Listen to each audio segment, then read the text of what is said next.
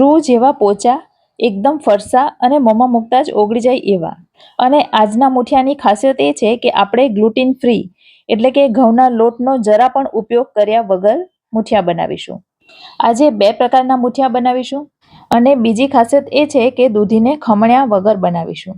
તો ફ્રેન્ડ્સ, મેં અહીં 2 નંગ દૂધી લીધી છે. વજનમાં બંને દૂધી મળીને 400 ગ્રામ છે. ફ્રેન્ડ્સ, આખો વિડીયો જોજો અને હું કેટલીક ટિપ્સ આપીશ, એ ફોલો કરશો તો તમારા મૂઠિયા પણ એકદમ સરસ બનશે. અને મારા વિડીયો તમને ગમતા હોય અને મારી ચેનલને તમે હજી સુધી સબસ્ક્રાઈબ ન કરી હોય તો પ્લીઝ સબસ્ક્રાઈબ કરી દેજો. તો પહેલાં બધી દૂધીના ટુકડામાંથી છાલ ઉતારી દઈશું. અને દૂધીને આપણે ખમણીમાં ખમણવાની નથી, પણ દૂધીને ઝીણી ઝીણી ચોપ કરવાની રહેશે.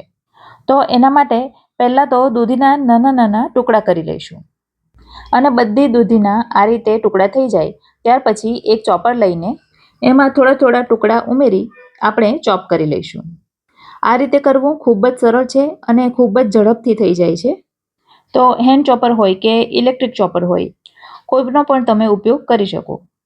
આ રીતે ચોપ કરીને મૂઠિયા બનાવવાની ખૂબ જ જૂની ટ્રેડિશનલ રીત છે. જો આ પ્રકારનું એકદમ ઝીણું કરી દેવાનું. ચોપર તો હમણાં મળતા થયા, પણ જ્યારે એ નહોતા ત્યારે આ રીતે દૂધીને કટ કરવામાં આવતી. એટલે દૂધીને ખમણ્યા વગર આ રીતે ઝીણા ઝીણા ટુકડા કરીને મૂઠિયા બનાવવાની રીત ઘણા જૂના સમયથી ચાલતી આવે છે. અને આ રીતે બનાવેલા મૂઠિયા દૂધી ખમણીને બનાવેલા મૂઠિયા કરતાં ખૂબ જ ટેસ્ટી લાગે છે. તો બધી દૂધી ચોપ કરીને તૈયાર થઈ ગઈ છે. મારી દૂધી થોડી કુમળી છે તો એ વધારે પાણી નહીં છોડશે.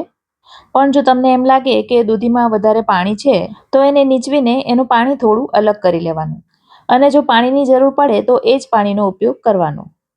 હવે દૂધીમાં સૌથી પહેલાં લોટ ઉમેરી દેવાના અને ત્યાર પછી એમાં મસાલા કરવાના. તો અહીં મેં લીધો છે ચોખાનો લોટ અને એ સાધારણ કરકરો છે. જો કરકરો ચોખાનો લોટ ન હોય તો તમે ઝીણો લોટ પણ લઈ શકો. તો આપણે મૂઠિયામાં સૌથી વધારે પ્રમાણમાં ચોખાના લોટનો ઉપયોગ કરીશું. ત્યાર પછી લીધો છે ચણાનો લોટ. ચણાનો લોટ ઝીણો છે અને આપણે ચોખાનો લોટ લઈએ એના કરતાં અડધા પ્રમાણમાં ચણાનો લોટ લેવાનો. અને અડધો કપ લીધો છે જુવારનો લોટ. જુવારનો લોટ ઉમેરવાથી મૂઠિયા એકદમ પોચા બનશે. તો પહેલાં આપણે જુવારનો લોટ ઉમેરી દઈશું, કારણ કે આના કરતાં વધારે આપણે જુવારનો લોટ લેવાનો નથી. દૂધીના મૂઠિયા હોય કે કોઈ પણ મૂઠિયા હોય, લોટ માત્ર બાઇન્ડિંગ પૂરતો જ લેવાનો. જો વધારે પડતો લોટ લઈશું તો મૂઠિયાનો સ્વાદ સારો નહીં લાગે. હવે અડધો કપ એમ 2 વાર ચોખાનો લોટ લેવાનો. એટલે કે 1 કપ ચોખાનો લોટ લઈશું અને એના કરતાં અડધો ચણાનો લોટ લઈશું. મૂઠિયામાં ચણાનો લોટ ખાસ ઉમેરવાનો. ચણાનો લોટ ઉમેરવાથી મૂઠિયાનો સ્વાદ ખૂબ જ સરસ આવે છે. હવે ચમચીની મદદથી દૂધી સાથે લોટને પહેલાં તો સરસ રીતે મિક્સ કરી લેવાના. અને દૂધી પાણી વધારે છોડે છે એવું લાગે તો થોડા લોટ ફરીથી મિક્સ કરવાના.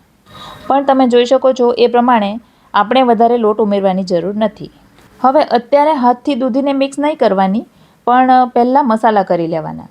તો મસાલામાં ઉમેરીશું 1 ટીસ્પૂન હળદર, 2 ટીસ્પૂન ઉમેરીશું ધાણા જીરું, અડધી ટીસ્પૂન ઉમેરીશું તીખું લાલ મરચું. તીખાશ તમારે તમારી જરૂરિયાત પ્રમાણે વધઘટ કરી લેવાની. હવે લઈશું અડધી ટીસ્પૂન અજમો અને અજમાને આ રીતે હાથથી મસળી અને પછી એમાં ઉમેરી દઈશું. અજમો ખાસ ઉમેરવાનો ફ્રેન્ડ્સ, એનાથી સ્વાદ પણ સારો લાગે છે અને પચવામાં પણ દૂધી હળવી રહે છે. ત્યાર પછી અડધી ટીસ્પૂન હિંગ ઉમેરીશું.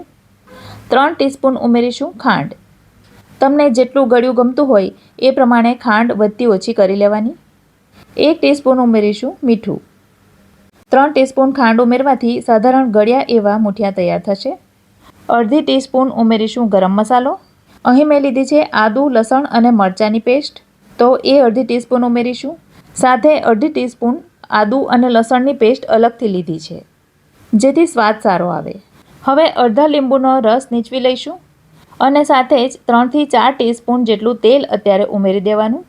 તેલનો વિડીયો લેવાનું હું ચૂકી ગઈ છું, તો આ સમયે તેલ ખાસ ઉમેરજો. આ તરફ મૂઠિયાને બાફવા માટે કુકરમાં પાણી લઈ ગરમ થવા માટે મૂકી દીધું છે. અને હવે બધું હાથ વડે સરસ રીતે મિક્સ કરી લઈશું. તમને અત્યારે લોટ એકદમ કોરો લાગતો હશે, પણ જેવો આપણે એને થોડો મસળીશું એટલે દૂધીમાંનું પાણી બહાર આવશે. અને એકદમ સરસ રીતે લોટને મિક્સ કરવાનો, જેથી બધા મસાલા અને લોટ એકદમ મિક્સ થઈ જાય.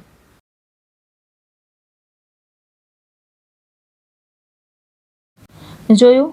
થોડી જ વારમાં લોટ કેવો સરસ મિક્સ થઈ ગયો છે. જુઓ, આ પ્રકારનો લોટ તૈયાર થશે.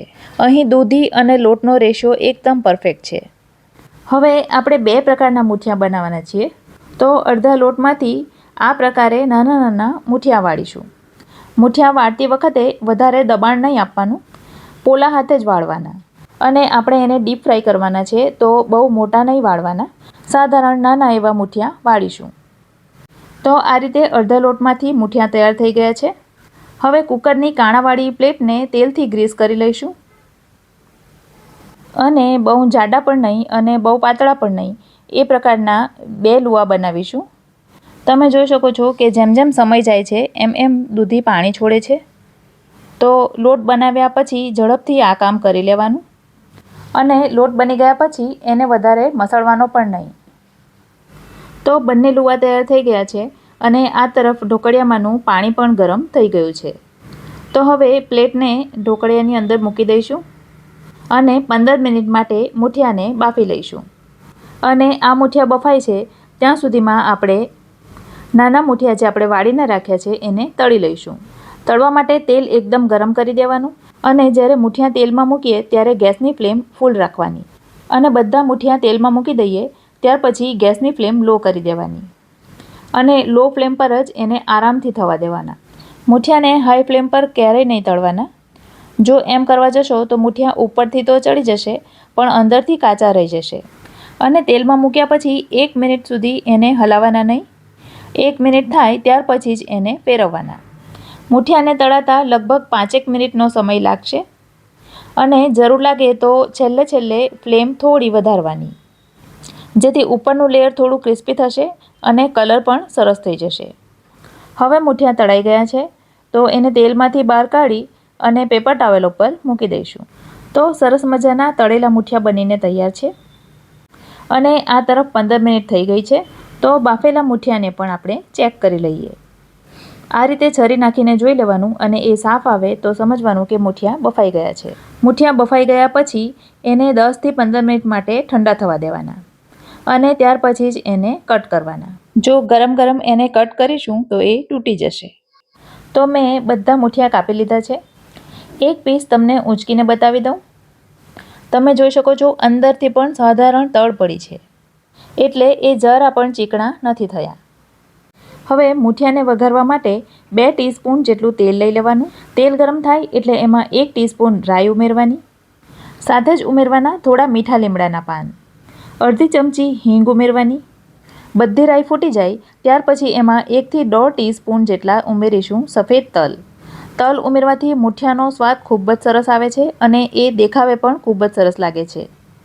હવે તવેથા વડે થોડું મિક્સ કરી દેવાનું. અને ત્યાર પછી બાફેલા મૂઠિયા એમાં ઉમેરી દેવાના. મૂઠિયા મૂકી દીધા પછી પહેલાં તો અડધી મિનિટ સુધી આમને આમ જ રહેવા દેવાના. અને ત્યાર પછી ધીમે રહીને એને ફેરવી દેવાના. 3-4 મિનિટ સુધી ગેસ ઉપર રહેવા દઈ એને ક્રિસ્પી કરી લેવાના. અને જો સાધારણ ક્રિસ્પી તમને ન ગમતા હોય તો મિક્સ કરીને થોડી વારમાં જ ગેસ બંધ કરી દેવાનો. ત્યાર પછી એના ઉપર કોથમીર ભભરાવી દેવાની. એટલે સરસ મજાના મૂઠિયા બનીને તૈયાર છે. એકદમ ફરસા અને અંદરથી એકદમ પોચા બને છે. તો આ રીતે તમે મૂઠિયા જરૂરથી ટ્રાય કરજો. જુઓ, તળેલા મૂઠિયાને પણ હું તોડીને બતાવી દઉં. એ પણ અંદરથી કેટલા સરસ બન્યા છે એ તમે જોઈ શકો છો. રેસીપી ગમી હોય તો લાઈક કરજો અને તમારા સર્કલમાં શેર કરજો. તો ફરી મળીશું આવી જ એક નવી રેસીપી સાથે. ત્યાં સુધી મને રજા આપો. આવજો.